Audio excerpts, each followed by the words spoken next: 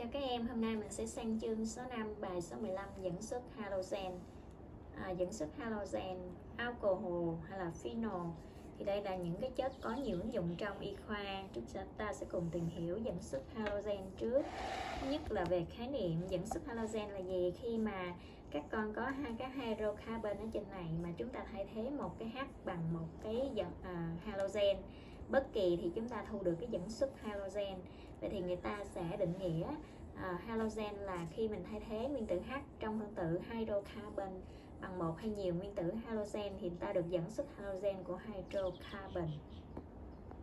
Tiếp theo mình sang cái phần số 2 là đồng phân và danh pháp. Chúng ta sẽ gọi tên, viết công thức cấu tạo gọi tên các dẫn xuất của halogen. Và ở đây mình lưu ý thì halogen nó giống như một cái nhóm thế, cho nên là chúng ta sẽ gọi cái nhóm halogen ứng với cái số vị trí của nó trước cái tên của C mạch chính. Ví dụ như ở đây mình có một là vị trí của Cl ở đây ha, chloro và butane, một chloro butane thì chúng ta có tên như thế. Hoặc là ví dụ này mình có gì, một là nhóm thế là thứ nhất là một chloro, nhóm thế thứ hai là 2 methyl propane ha, thì chúng ta sẽ có tên gọi là giống tương tự với lại alkane, tương tự với lại hydrocarbon. Thì ở đây chúng ta sẽ gọi như thế nào? Quy tắc chung thì chúng ta sẽ tóm lại là cái gì? Số trừ vị trí nhóm thế, tên nhóm thế halogeno, tức là nó thêm cái đuôi o vô ha, cộng với tên của hydrocarbon tương ứng ha, thì chúng ta sẽ có tên của các dẫn xuất halogen. Tiếp theo mình tìm hiểu về tính chất vật lý của dẫn xuất halogen. Thì dẫn xuất halogen cũng tương tự với alkane, cho nên là chúng ta sẽ có tính chất thứ nhất là nhiệt độ nóng chảy, nhiệt độ sôi gì đó thì nó sẽ tăng theo chiều là khối lượng phân tử. Và thứ hai là nó không tăng trong nước nhưng mà tăng nhiều trong cái dung môi hữu cơ, nó cũng tương tự với là alcohol ha. Chúng ta qua phần số 4 là về tính chất hóa học. Thì cái liên kết C với lại halogen nó sẽ có cái độ phân cực cao, cho nên là ở đây thì mật độ electron của cái liên kết này thì nó sẽ bị lệch về phía độ điện cao hơn là bên phía X, dẫn đến những cái phản ứng nó xảy ra nó ở trên cái liên kết này. Thì chúng ta xem xét lần lượt từng cái phản ứng.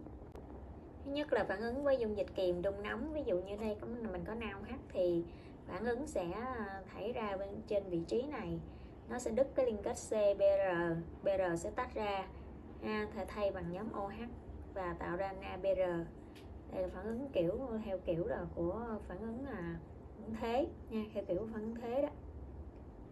Rồi tiếp theo mình sang phần số 2 là phản ứng tách hydrogen halide.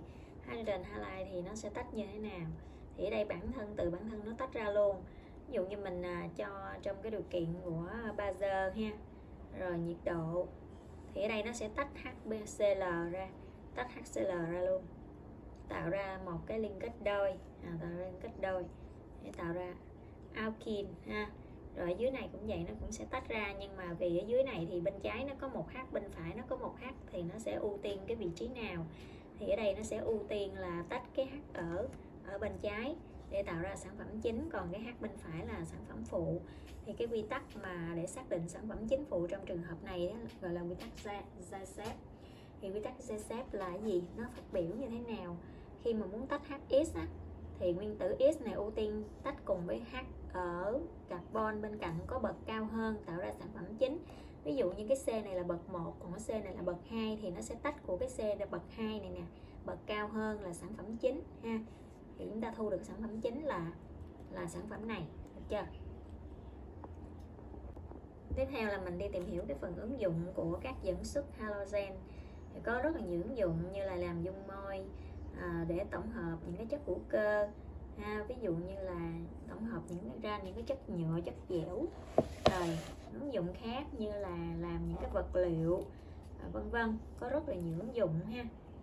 Chúng ta có thể thấy đây là những cái ống nhựa làm từ vật liệu PVC, lưỡi trượt băng làm từ nhựa Teflon, hay là sử dụng thuốc bảo vệ thực vật dân, có rất là nhiều ứng dụng trong cuộc sống.